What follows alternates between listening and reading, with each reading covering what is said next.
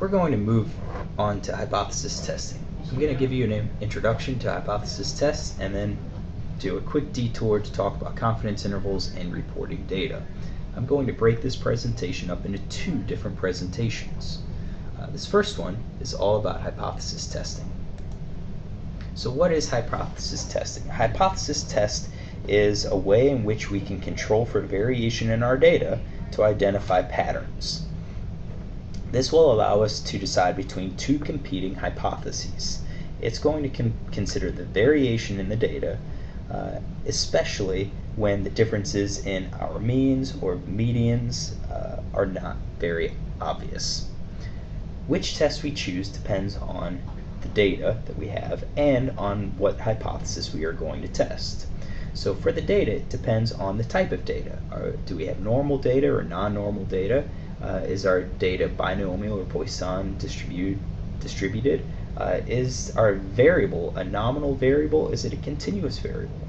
Not only that, but we also have to account for the number of variables that we have in our data set. For the hypothesis part, are we interested in comparing means? Are we comparing variances? Are we comparing relative direction? So is one just larger than the other, and so forth. So these two things, type of data, the number of variables, and what hypothesis we are testing, determines what tests are available for us to run. So we're going to have a working example later on. This is roaches that we captured in cabinets in Science 3, and of course we didn't capture them. This is all random data, but you can download the data, import it, and then check it out. The roach random data that I downloaded has a slightly different mean. Not sure what happened, but I don't have a data file or the data file that's posted on Blackboard does not have these means. But anyways, our question is, do the wing lengths differ? Visually, it looks like they differ. At least numerically, they look like they're different. But if we look at variances or we look at histograms for each location, we have a lot of variation. So what do we do? How do we determine if these means differ? Well, our first approach is our first thing that we have to do is come up with our hypotheses. Our basic assumption is that all of our individuals came from the same population, and that means that our sample of cavernous roaches is just a random sample of the population, and our sample of Science 3 is a random sample of the population, and that both samples all came from the same population. This means then that the means of each of our samples are assumed to be equal. This is our null hypothesis. It's a very specific statement made about the parameter that we're interested in. Note, this isn't the wing lengths are equal. All right, that's a biological question. That's a biological hypothesis. Our statistical question is that the mean of our cavernous wing lengths is equal to the mean of our Science 3. A good null hypothesis really should be interesting if we reject it. So if we reject that null hypothesis, then hey, the means are not different. Next question to ask then is why? The alternate hypothesis is going to be our second choice if our null hypothesis is not correct. This statement should encompass all possible outcomes if our null hypothesis is not true. So it should include the possibility that one means larger than the other, and vice versa.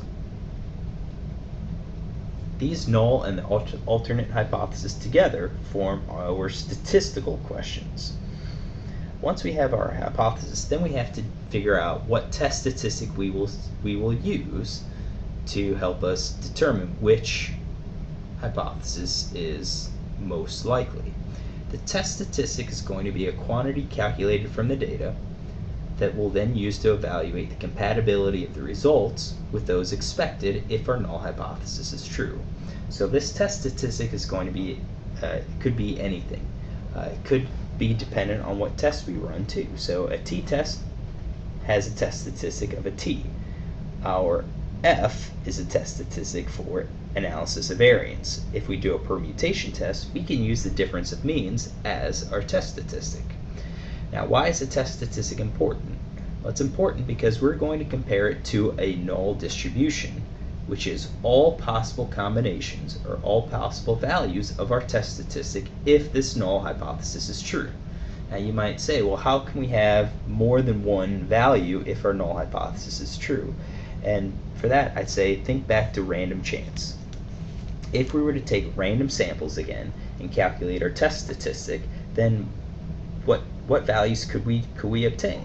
Well, if we assume that null hypothesis is true, it's very unlikely that we will always get the same test statistic over and over and over again just because of randomness of sampling.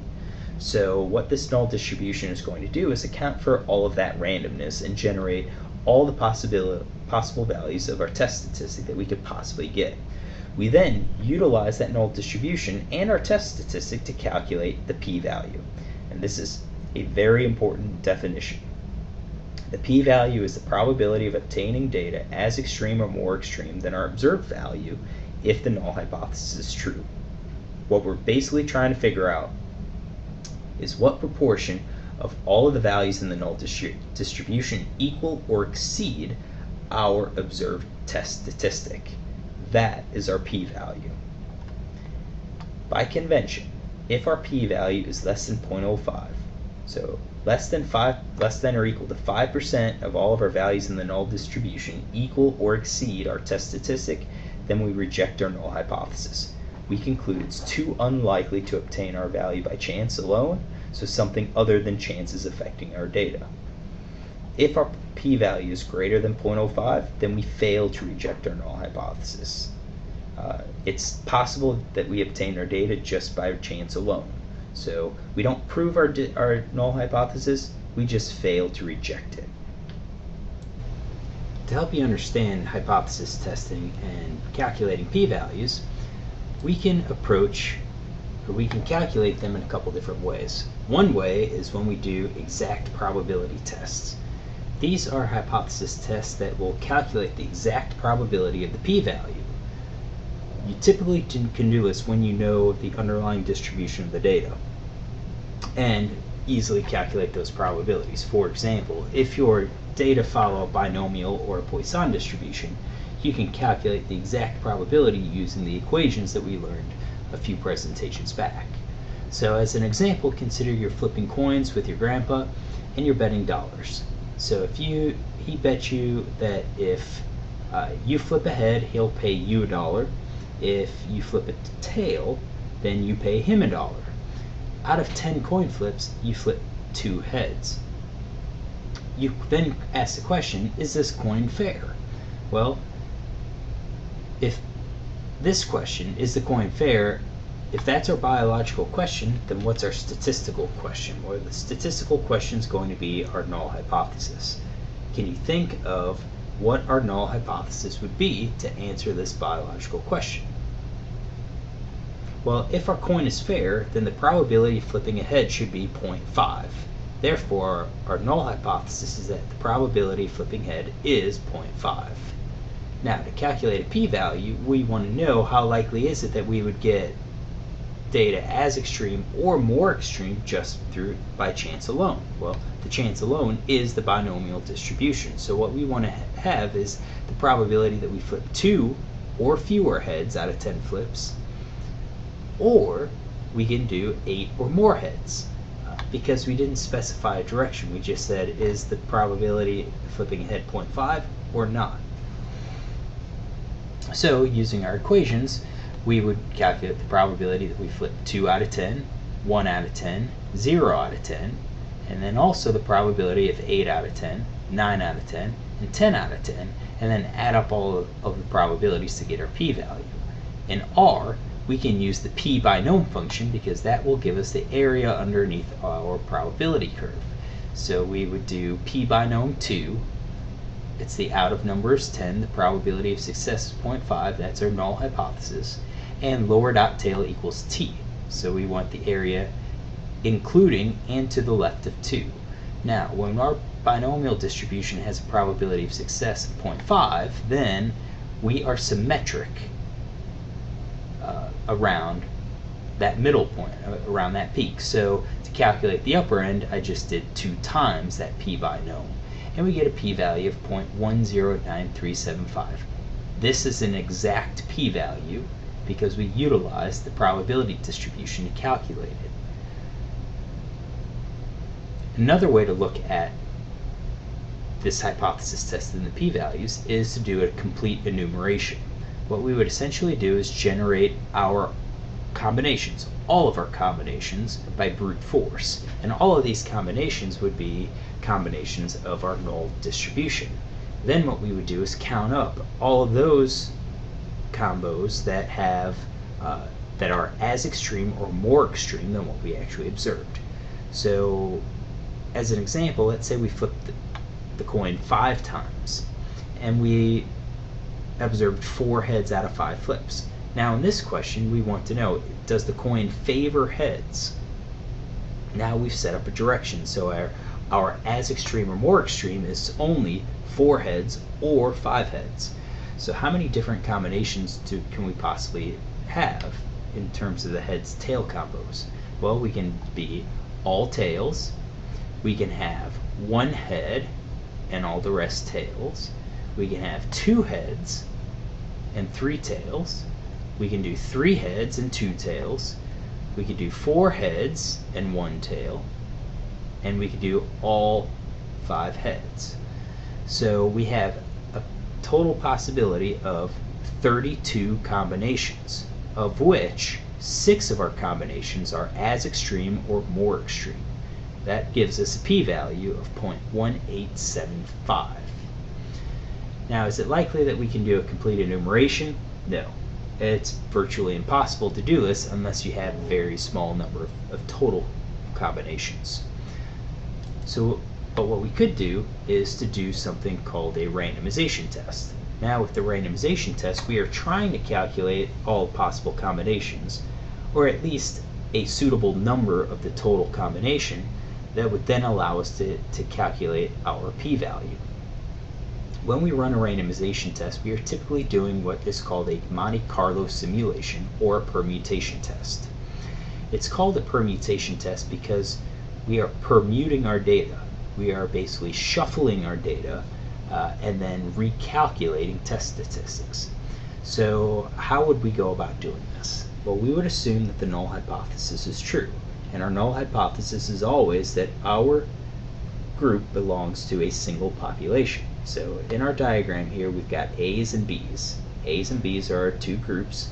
We assume that they are all one part of our population. So they are all one population. Then what we would do is randomly sample or shuffle all of these and classify them as in their 2 new groups. Now we have here would be group 1 and here would be group 2. I left the letters to show you that group 1 can now include some individuals that were originally in group 2, and group 2 can now include individuals that were originally in group 1. What we would do when we generate this new permutation, we calculate our test statistics, save it, and then we repeat this whole shuffling over and over and over again. When we do that, the collection of all of our test statistics from this permutation sequence is our null distribution, and we would get a histogram like this. To calculate our p-value, we are interested in knowing the proportion of all of our randomized test statistics that equal or exceed our observed test statistic. So if this was our observed test statistic, this blue line, then we want to know how many points equal or exceed that, and this is basically the area under the curve. For randomization tests, it's actually the proportion of the total.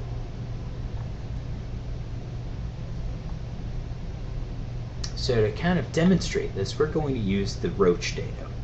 So the Roach data is posted. These represented mean wing lengths of roaches collected from Cavness and roaches collected from Science 3. Our question is, are the wing lengths different? Well, our null hypothesis is that they all come from the same population, and therefore the mean wing lengths of Cavness is equal to the mean wing lengths of Science 3. But we need a test statistic to calculate our p-value. So one test statistic that we can do is take the difference. If we take the difference in the means, and if the means were equal, then our difference would be 0. Now, what is our means? Well, to calculate our mean of the wing lengths, we can use the aggregate function. This is a very useful function because what it'll do is aggregate our data according to some grouping variable and then apply a function to those groups. So as you can see, we have a mean of 8.1 for Cadmus and a mean of 6.0 for Science 3. Let's look at how to do this in R. So in our R Markdown, I've set up my Markdown file in a way that we will start to use as we work with hypothesis tests. So at the top I have my introductory stuff, which will include data, which is where I loaded my Roach data, right there. I've got a section for all of my libraries, so I will load any libraries that I need in this document here, and then also I will have a section for functions, which I will place functions that we create ourselves into this area so that it's accessible throughout the entire document. Now, we don't have libraries or functions loaded yet, but we will. So our aggregate function is set up using this format. This is a formula format. So we want to perform some function on this y grouped by this x variable. So the formula is y as a function of x. It's a lot like f of x function that you've seen in algebra. So anytime we use this formula function, it's going to be our measurement variable as our y, the squiggly or the tilde sign, and then our grouping variable is x on the right hand side. We specify our data frame so that we don't have to use our data frame $ variable format, and then we specify the function. So our fun is all in capital letters, and this is required. You'll get an error if you do not. So for example, if we wanted to calculate the mean wing lengths for each of the locations, we would do aggregate wing as a function of location, data equals roach.data, and fun equals mean. And we get Cav is 8.102 and Science 3 is 6.0. Now, if I asked you what does this function do, or explain this line for R, what it basically does is calculates the mean of wing for each location. Data are found in roach.data. The aggregate function is very useful. We will be using it all throughout the course. Alright, so we have the means. If we look at a plot of our data, you can see that our medians, so these are box and whiskers plots, and these lines represent the median. The medians look different, but we see a lot of variation in our wing lengths. Now, the medians might look different, but the variation may actually prevent us from detecting a difference in our central tendency. Can we use statistics to control for the variation? Yep, of course we can. So what we're going to do is do a permutation test to shuffle all of our location data, generate a null distribution of the difference in our means, and then compare that null distribution to our observed test statistic. This is how I would do it. So I would set up how many iterations we're going to run, and then I have this for loop. This will do our sampling. So what we are going to do is sample our variable, and it's sample without replacement, so we are shuffling. And then once we shuffle that our data into a random variable or into a new vector, we'll then calculate the mean of the vector for each of our locations, calculate the difference, which is dsim, save it, and then repeat it over and over and over again. And when we do, we get this histogram of all of our randomized differences. This represents our null distribution. Now, with our null distribution, we're going to compare our observed difference. So with this null distribution, we've got two different regions. We have an acceptance region, which constitutes 95% of all of our null distribution values. So 95% of all of our test statistics, our randomized test statistics, under the assumption that the null hypothesis is true. if our test statistic, if our actual observed test statistic falls within this region, then we do not reject our null hypothesis. We conditionally accept the null hypothesis, or we can say that our data are consistent with the null hypothesis. The second region is the rejection region. Now we have the rejection region on both sides because this would be a two-tailed type test, but it could only be on one side. Regardless of if we have two or one of these rejection regions or rejection zones, the total area of this rejection zone is 5%. This is what we would set our threshold. So if our observed test statistic falls within the rejection regions, then we would say that we reject our null hypothesis, that there is a difference in our means. Now, our actual observed test statistic is marked by the blue line. And this is an as extreme or more extreme situation. So our test statistic could be positive or it could be negative. So cavernous could be larger or it could be smaller by the same amount. Our actual p-value is the proportion of values that equal or exceed our actual observed test statistic. So it's equal or exceed on the positive side, or it equals or is less than on our negative side. So our p-value area could actually be smaller than our rejection region if our observed test statistic is in that zone. Now for this data set, we have a total of 5 values that equal or exceed, plus we have our own observed test statistics, so for a total of 6, which means our p-value is 0.006 or 0.6% chance that the observed difference in means is due to chance alone. This is less than our 0.05 cutoff, which means that something other than chance is influencing our difference. That's something other than chance, location. There's something different or something interesting about the locations that are generating the differences in means. Now these are tests, and the tests have a condition, so there could actually be a difference or there could not be a difference. If there is a difference, then we run our statistical test, and our test has a chance of saying yes, they're different, or no, they're not. This is a lot like that Bayesian statistics, Bayesian probabilities that we run, where we had a known condition. You have some disease, or you don't have some disease. And if you have some disease, then the test has a chance of actually detecting it, or there's a chance that it does not detect it. Well, just like the Bayesian statistics, where we have sensitivities and specificities and false positives and false negatives, well, we have errors associated with our tests. We don't use the same terminology. Instead, we refer to some of the error as type 1 error or type 2 error. Type 1 error is the probability of rejecting our null hypothesis when it should not be rejected.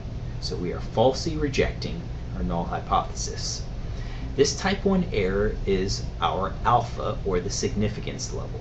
We set this ourselves. The standard is 0.05.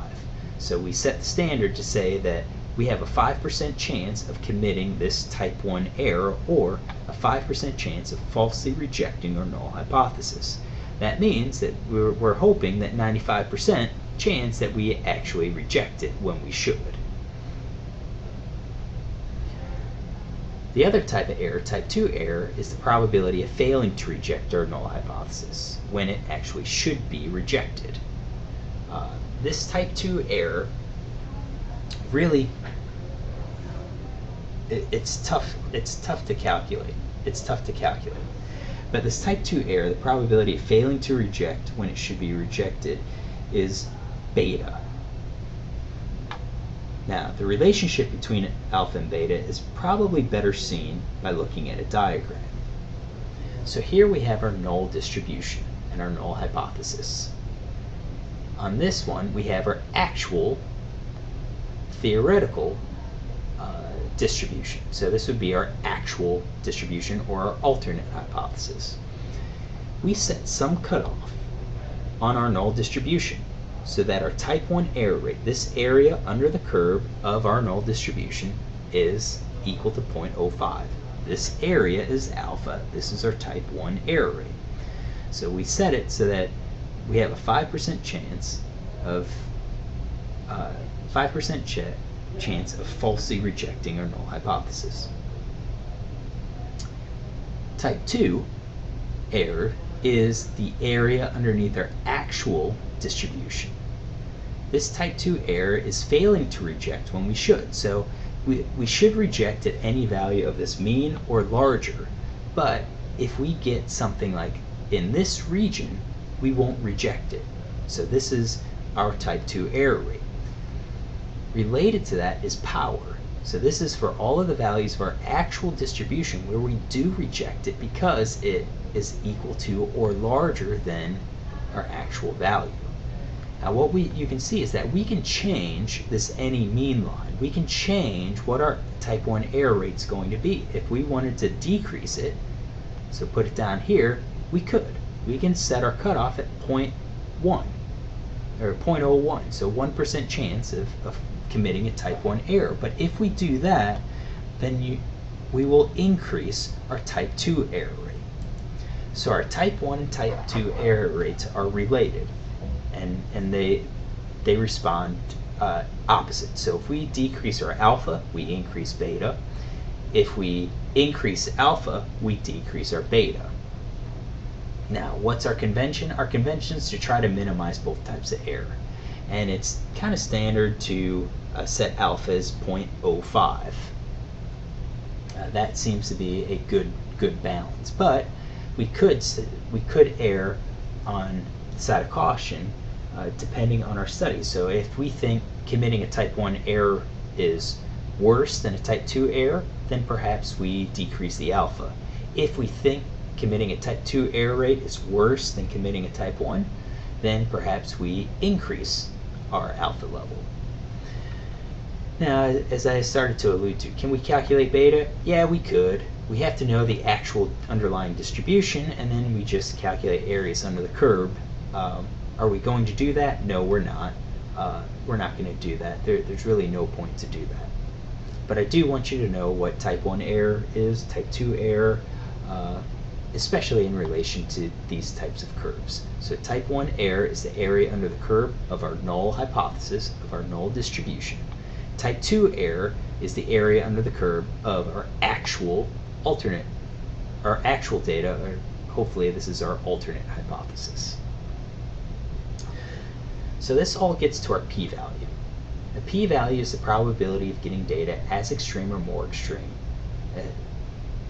as the observed data if our null hypothesis is true. So p-value is as extreme or more extreme than what we actually observe if our null hypothesis is true.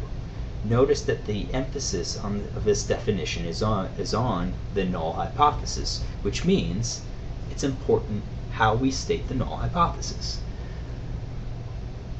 This sets up our difference between biological questions and statistical questions. We wouldn't say that there's a difference in wing length between Cavness and Science 3, because if we reject our null hypothesis, then it means that they're equal. That's not how it sets up. Our statistical question always makes the assumption that our groups all come from the same population. So if that's the case, then our means are going to be equal. And then if we can always test that, because if they're equal, then our test statistic follows some known null distribution. Now our convention for the p-values is to set our type 1 error rate at 0.05. That means that if we calculate a p-value less than or equal to 0.05, then we would conclude that we have statistically significant results or data, and that the means are significantly different. I say means, but this could also be a test of variances. This could also be a test of normally distributed data. So the significance is in the statistical sense, not in the biological sense. So we can detect a statistical difference or a statistical effect, but that effect might not be biologically meaningful. For example, you will see Pop Science report on studies that talk about how foods are either healthy or they are unhealthy. Example would be butter. Some group can look at butter and say, yes, butter if you consume butter, you increase your chance of dying. Well, it could be statistically significant. They can showcase a p-value that's 0.01 or 0.001, but when you look at the actual increased risk of dying, it's 0.1%. Now the question is that 0.1% increase in mortality really biologically meaningful? You probably get that increase anytime you fly in a plane. So just because something's statistically significant doesn't necessarily mean it's biologically significant. So returning back to the p-value, if we get a p-value less than 0.05, we will reject our null hypothesis, and we would conditionally accept our alternate hypothesis. We don't ever prove our null hypothesis, we can only reject it. If our p-value is greater than 0.05, then we do not detect a significant difference. The means are not different. Our variances are not different. Our data appear to be normally distributed, so forth. Now, we don't ever say that we prove that our means are equal, or we prove that our data are normally distributed. We would just say that our data are consistent with any equal means, or our data are consistent with a normal distribution. In some cases, we would just say we failed to reject the null hypothesis and leave it at that. So now that we've had this introduction in hypothesis testing, we'll take a slight detour and introduce you to the idea of confidence intervals. Why we do this now is kind of as a prequel, because we need to know how to present our data, because we typically present our data first and then perform our statistical tests after.